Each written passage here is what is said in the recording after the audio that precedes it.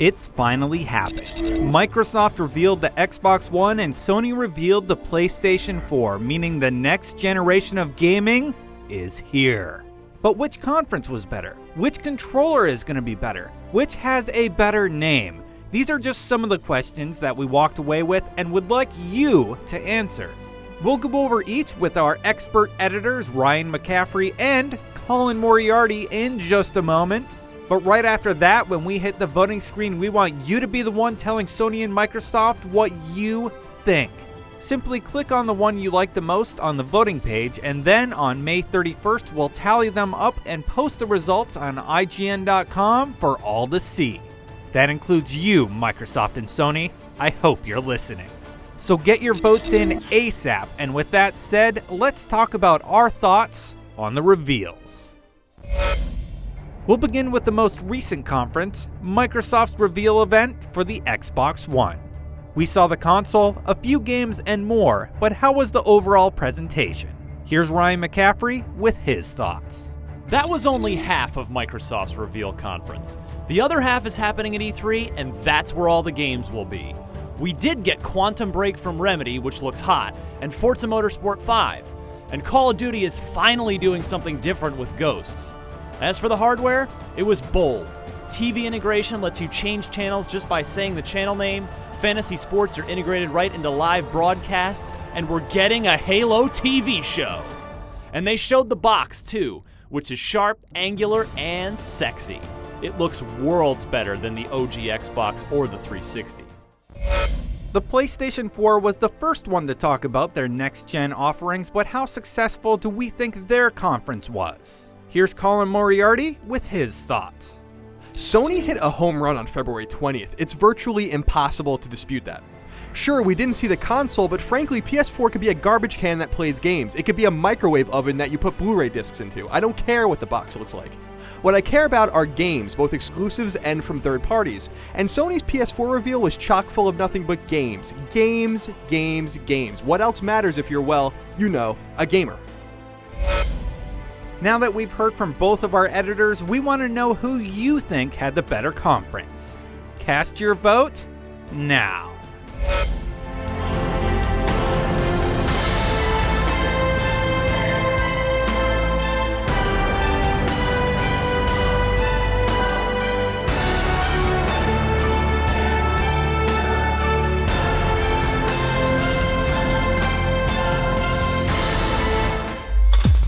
Next up, we'll talk about controllers. Do you prefer the look of the PS4s or the Xbox Ones? First up is Microsoft, so here's Ryan with his thoughts on the Xbox One's controller. How do you improve upon the Xbox 360 and the greatest gamepad ever made? This is how. You make it look more badass, you make the battery compartment integrated into the body instead of being a weird bulge, you add a little extra grip to the thumbsticks, you fix that terrible D-pad, and you add a little extra ergonomic sweetness to the triggers. Oh, and the triggers themselves have magnetic fairy dust inside them so the developers can customize how tight or loose each trigger is. That's crazy. And now we'll hear from our Sony expert on the PlayStation 4's controller. Here's Colin with his thoughts on the new device. If it ain't broke, don't fix it. PlayStation 4's controller, the DualShock 4, is the biggest deviation from the traditional DualShock ever released, at least if you don't count that aborted boomerang controller from the PlayStation 3. But it still keeps the DualShock's well-known form intact, keeping the analog sticks parallel and the face buttons we know and love, too. The triggers have been redone to boot, appeasing those who didn't like DualShock 3s. DualShock is the oldest continuously used controller in the industry, and there's a reason for that. There simply is no rival.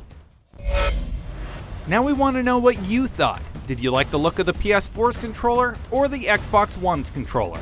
Cast your vote for which one you liked more now.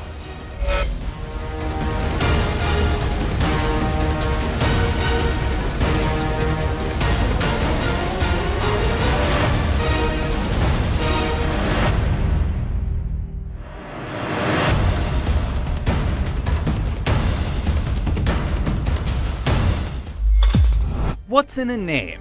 Everything, some would say. So which did you think was better?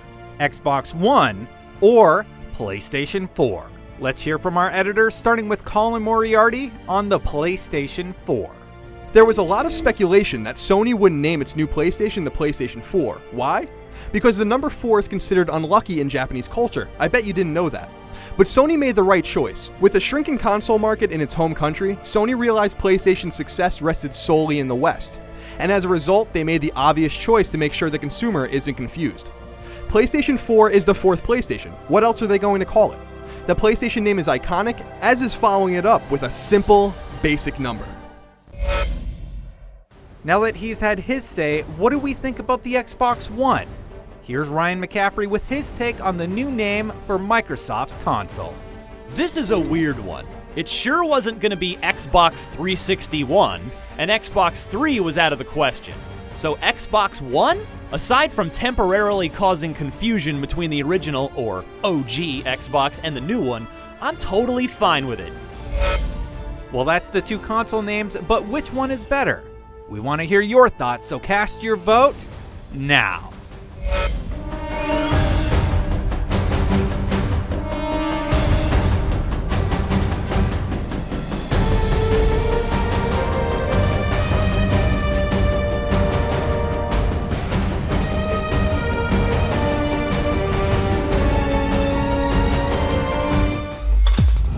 Finally, let's ask one more thing.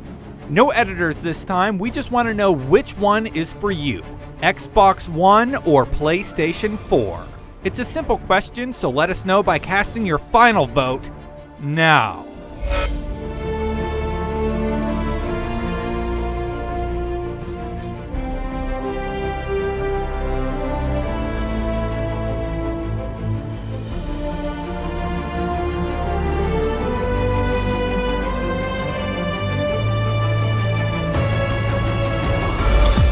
That's it for this episode of Versus, talking about the PlayStation 4 and the Xbox One. Thank you for taking some time to vote, and be sure to check out IGN.com for the results on Friday, May 31st. Until next time, I'm Destin Legary for IGN, and that was Versus.